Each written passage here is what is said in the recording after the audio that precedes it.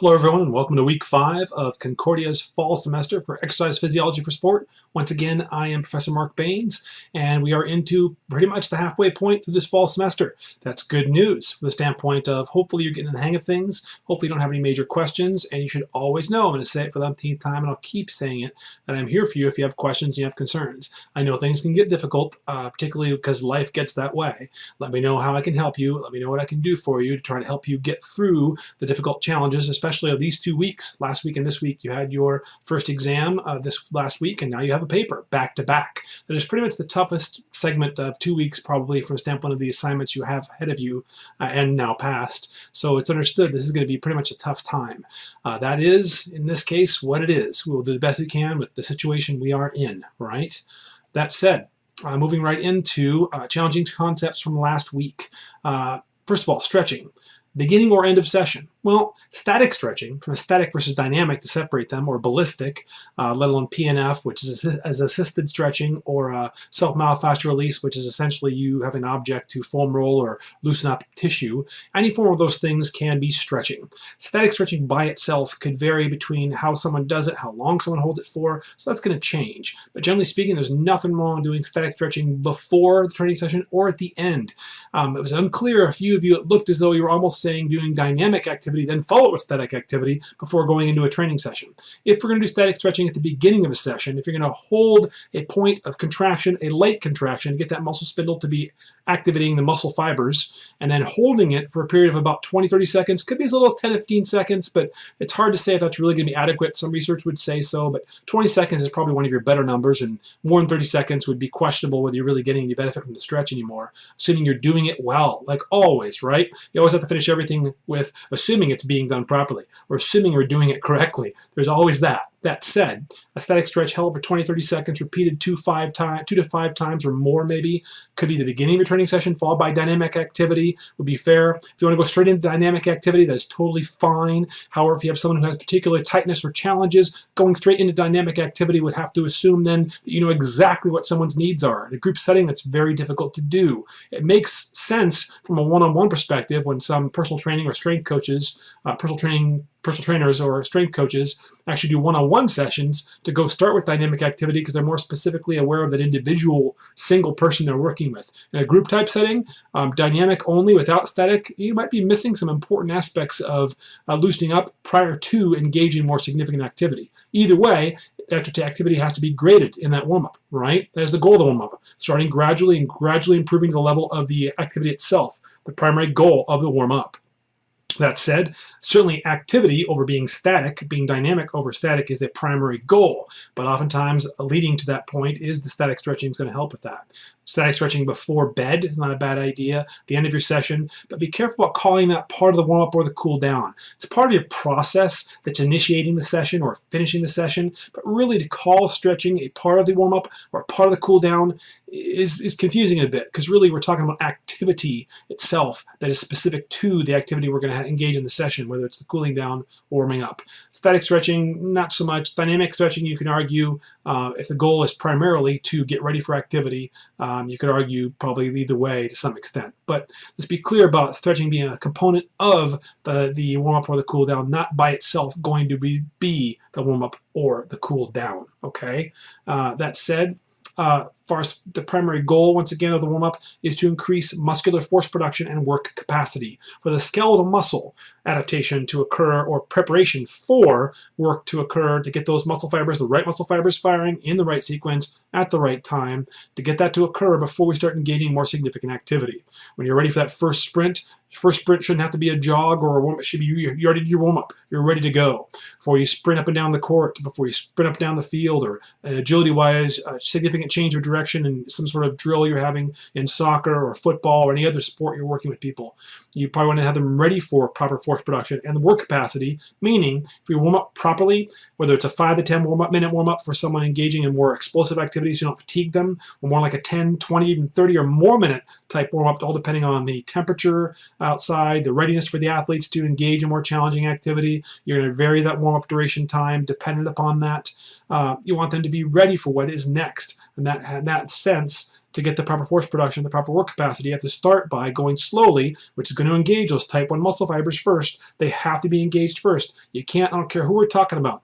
I often refer to Usain Bolt because he's the fastest man alive, fastest man ever. There's no way Usain Bolt's going to start sprinting from the get-go. He's going to start lightly performing light drills and slowly building up slow twitch muscle fibers starting first, not your type 2A and type 2B or type 2X. I often say type 2B. We used to call the now mentioned type 2X muscle fibers type 2B, but technically the animal kingdom, their muscle fibers react more like the type 2B fibers explosively, whereas human fibers are a little different, more towards what we call now type 2X. That's the differentiation if you hear those terms mentioned a lot.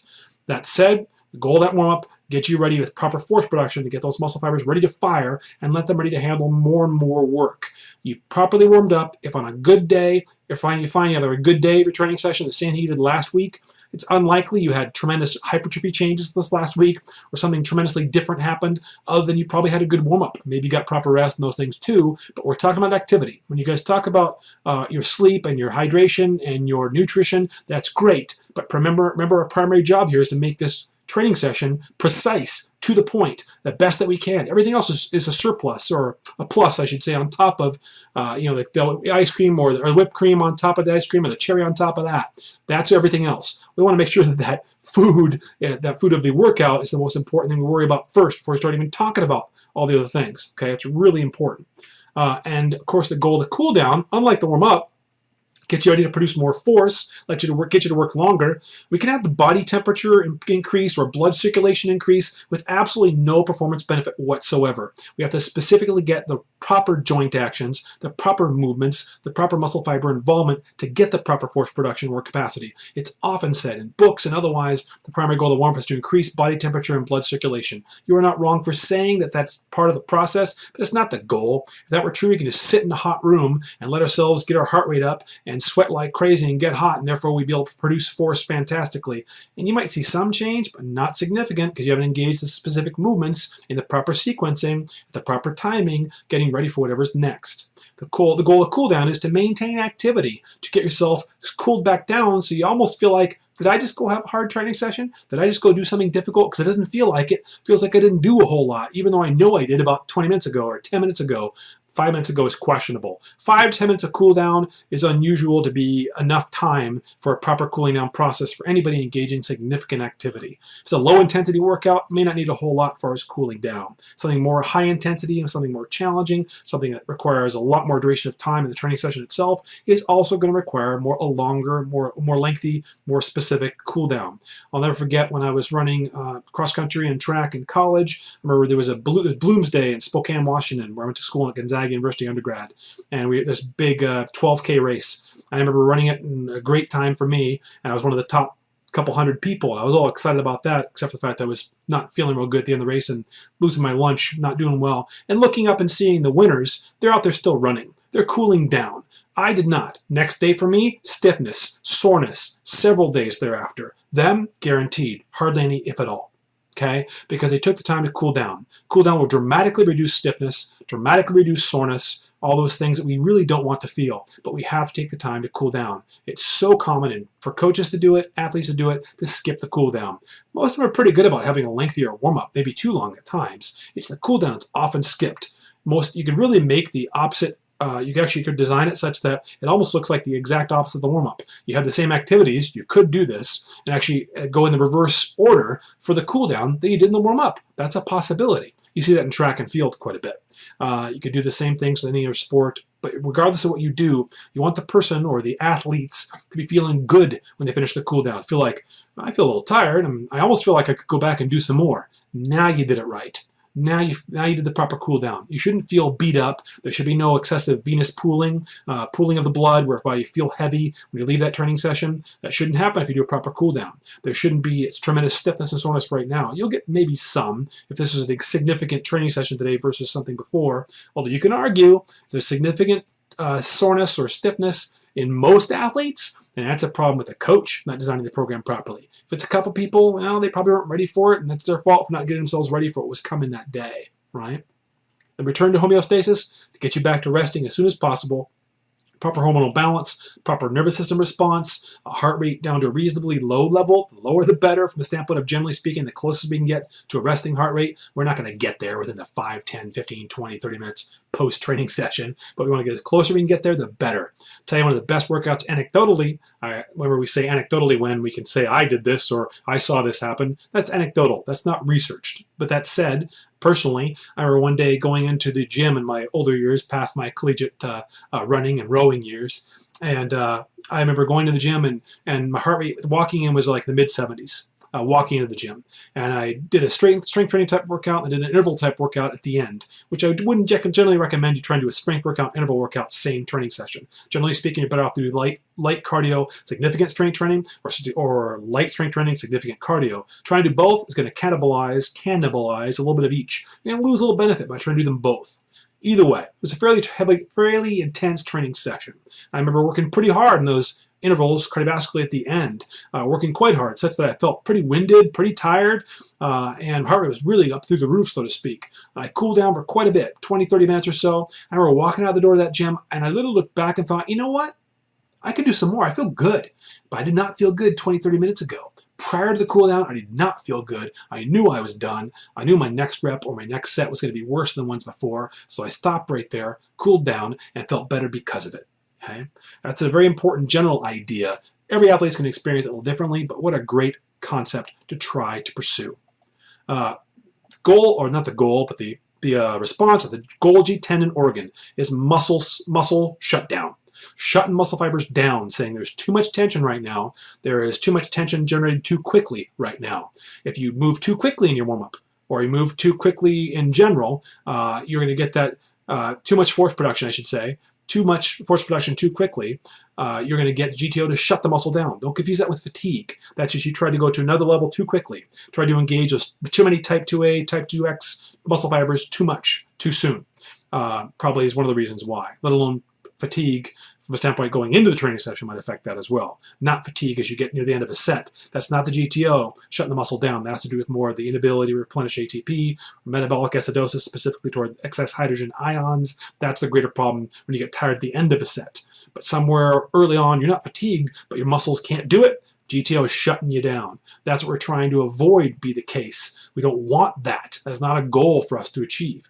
Okay, I remember reading one of your responses that said some research study had talked about how static stretching does not sufficiently get the GTOs to do their job, and that's just not true.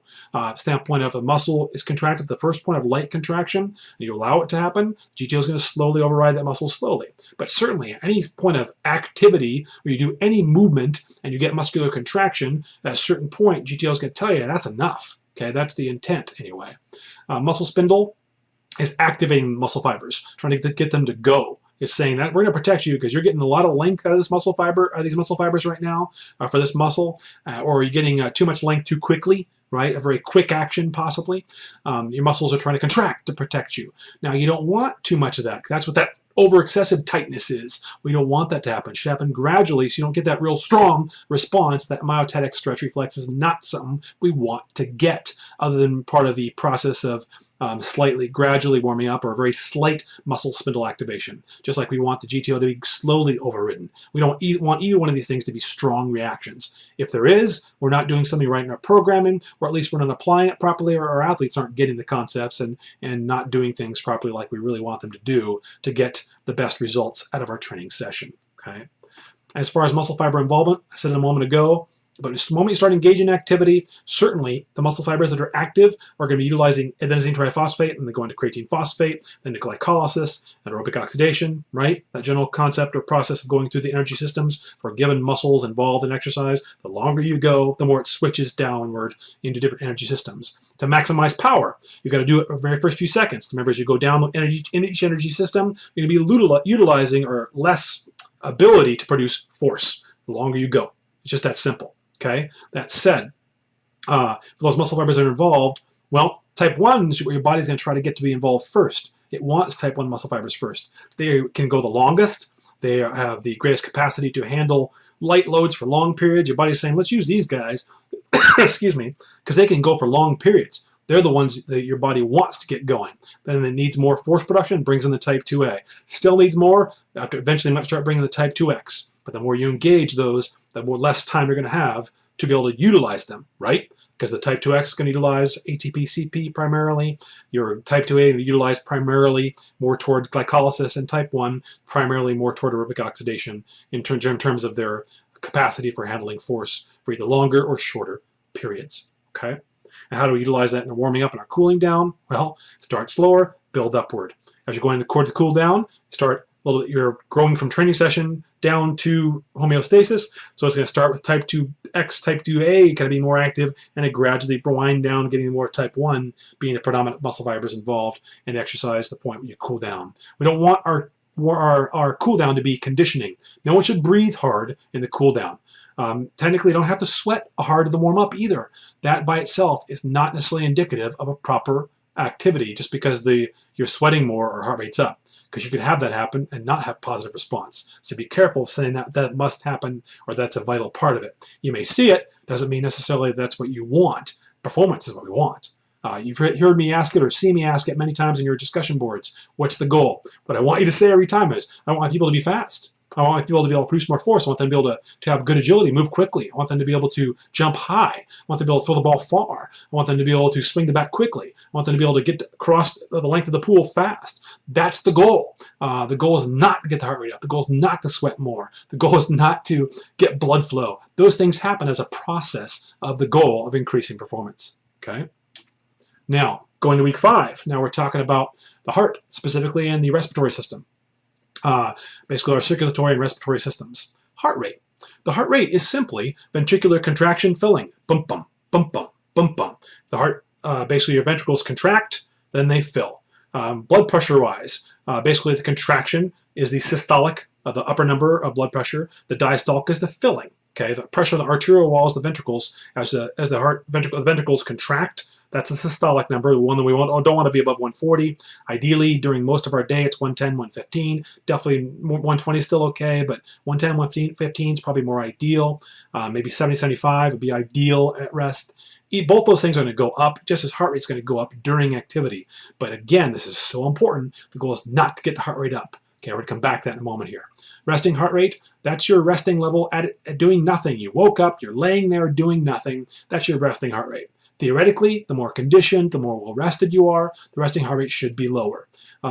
Personally, my heart rate got as low as 36. That was when I was running post-collegiately, trying to train more endurance-wise. And of course, the more I did that, the more I went low, low, low heart rate. The more conditioned I got, the more I was getting proper rest and those things, I saw a lower heart rate. Now, just like getting a higher heart rate does not mean improved performance, having a lesser heart rate does also not necessarily mean better performance. That's why we don't use the heart rate as our primary focus point for performance. We use it as a gauge of knowing what's going on. We'll come back to that more in a moment here as well. Heart rate initial, HRI, or IHR, some people refer to. You may not have heard that phrase before, that concept before. But your initial heart rate. It's important for people to check their heart rates before they begin the training session, because we want to know on a given daily basis, how are you when the day comes at 2 o'clock or 3 o'clock or 5 a.m. or 8 p.m. or whatever it is you train or your athletes train, when they first get going. What's the heart rate right now? Because the fact is, if it's higher than it normally is, we're going to expect a downturn in response. It's that simple. Or if it's higher than it normally is, you might want to take a little more time in the warming up process to get them ready to de-stress, if you will, if for whatever reason they're experiencing more stress while the heart rate is up. Now, they probably should know already what their resting heart rate was in the morning. Those of you working with athletes in general, trying to get your athletes to take their resting heart rate every day is a really, really important basic indicator of what's going on stress-wise the last 24 to 48 hours, how the body is dealing with stress. Any number of reasons, numerous reasons why the heart rate might be going higher than normal in the first thing in the morning. The fact is, though, if it is, you should expect a downturn in response performance-wise if they're 10 to 50% higher than the normal resting heart rate. So be cautious or be aware of that.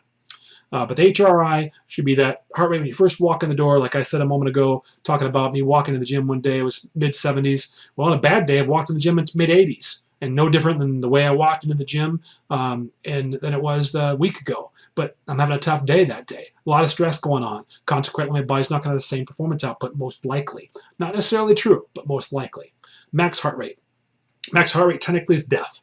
When you get to 208 or 210, 220, 195, whatever it is, everybody's got a number. We won't know what it is until they're there. We can do a treadmill session with a doctor in a controlled setting or some university settings where they can do a controlled setting with the personnel that know what to do if something goes wrong, but still it's theoretical because the only way we'd really know, they'd have to pass out.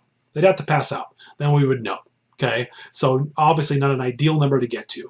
The reason we don't use anything other than 220 minus your age is because specifically, whether we're using any number of different formulas that have been around the last several years, and you should find the one that works for you with your athletes. There's a ton of research on it, and I'll make sure I get that research to you for the variable age ranges. American College of Sports Medicine has a great guideline set up for showing for different ages, maybe the most appropriate max heart rate. I'll tell you all the different formulas. My max heart rate ranges from anywhere between 171 to 177.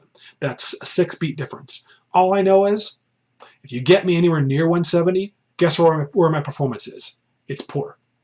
It's poor. I'm not saying I can't walk or can't breathe, but I'm getting slower. When I start getting the upper 160s, I don't perform as well.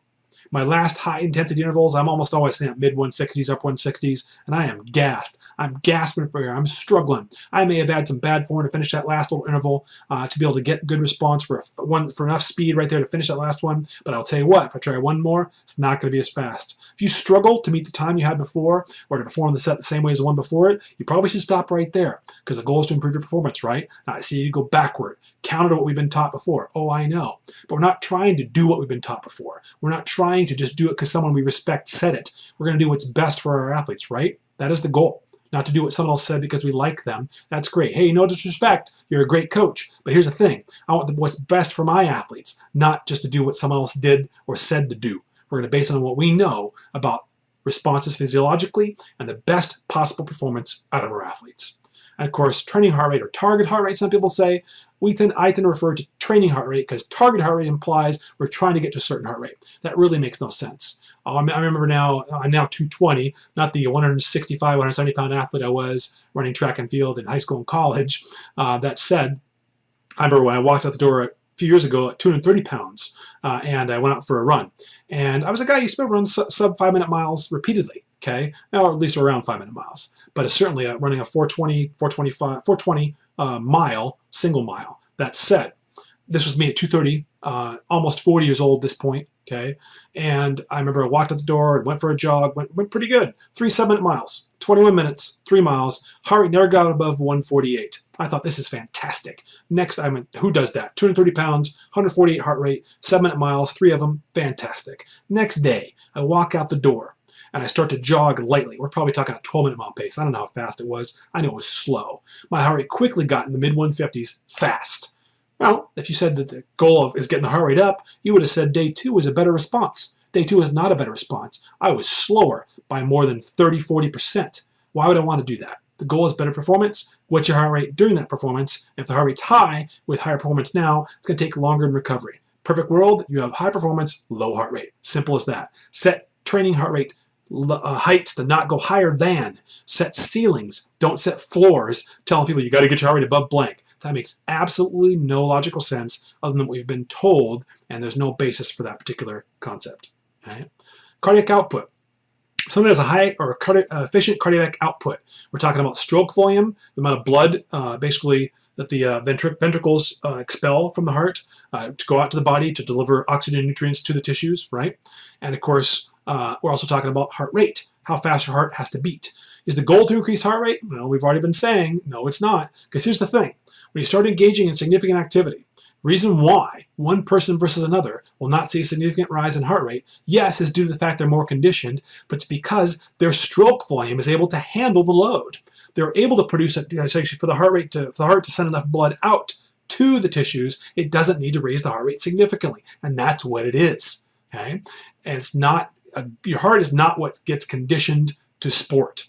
If that were true, then you could swim and cycle and run equally as well because you have the cardiovascular capacity to do it for endurance type sports and a triathlon just because you're a good runner or just because you're a good cyclist or just because you're a good swimmer. And we know that's not true. Matter of fact, I was a perfect example of that. Running versus swimming, I was not one of the even close to the decent swimmers, even though I was one of the best runners. It's not the same because we're talking about skeletal muscle adaptation. And that skeletal muscle adaptation as far as muscle fiber adaptation, and therefore its ability to utilize properly nutrients, getting the proper blood flow to those particular muscles engaged in the activity. It's skeletal muscle adaptation to stress is what gets you the ability to perform activity for longer periods and higher force production. It's not your heart and your lungs that get the capacity increase in the same way or at the same level. It's very important to understand that. Okay. Heart rate variability, take two people.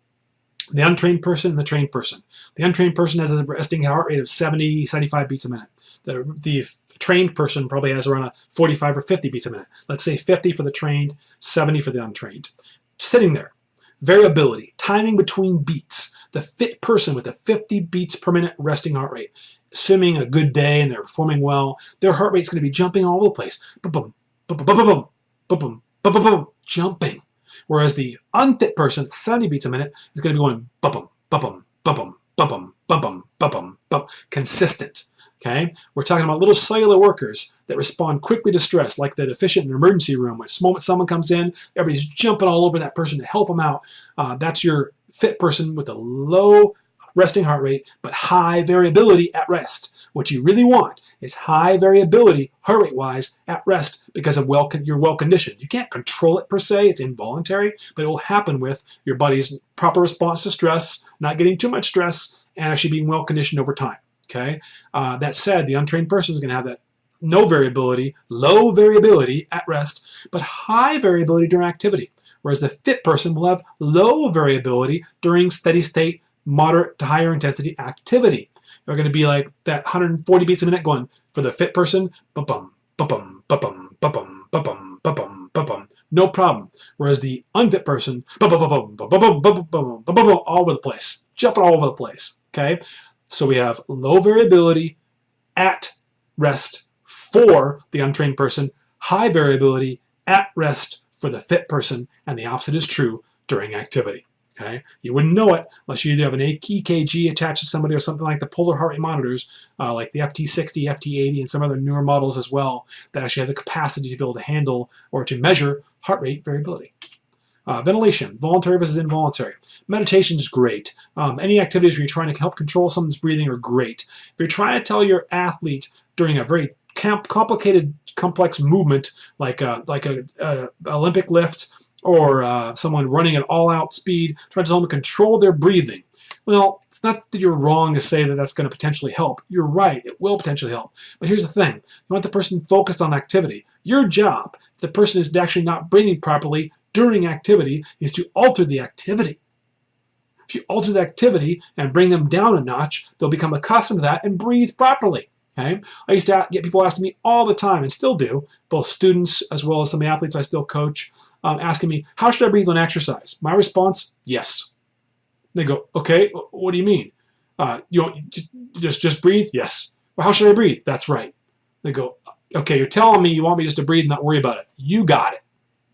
I don't want you to try to control your breathing. I want you just to focus on the performance. By focusing on the performance at the right level, which I have to program properly and manage it properly with you, or my assistant coaches have to do so, we get that proper balance. It doesn't mean it's the way it's always going to work out like so many things, but that is the goal.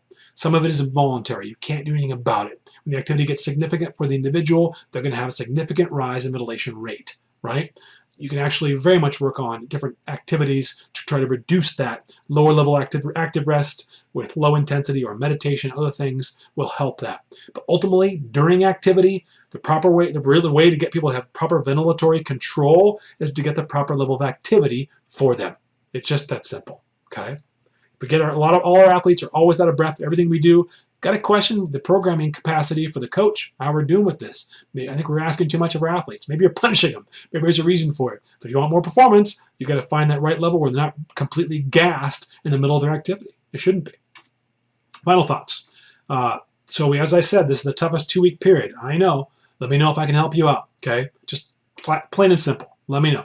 Otherwise, you got a research paper this week. You choose the topic or any concept between chapters 0 to 10, and you let me know if you have any questions, like, was this one too complicated, so too simple? Can I write a paper on this? Do you think I can write a paper on this? I'll give you my feedback. Okay, ultimately, you're still going to choose, but I'll give you my feedback. I'm not going to tell you what you can't talk about, as long as it's specific to a particular focus point in chapters 0 through 10 in your exercise phys book. Okay, that said, 1,000 to 1,500 of your own words. Do not count definitions.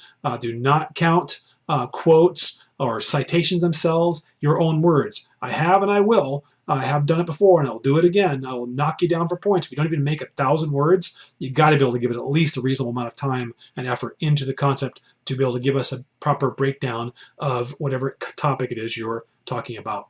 And of course, you want that A. All right. Got to be, like I said before, well-written, virtually free of any grammatical or content errors, specific to the point in your content areas, and accurately cited.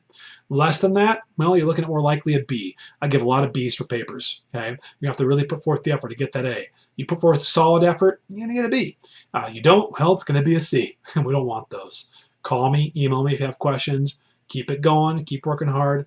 I appreciate all the effort you give each week. Thanks, folks. We'll talk to you again soon.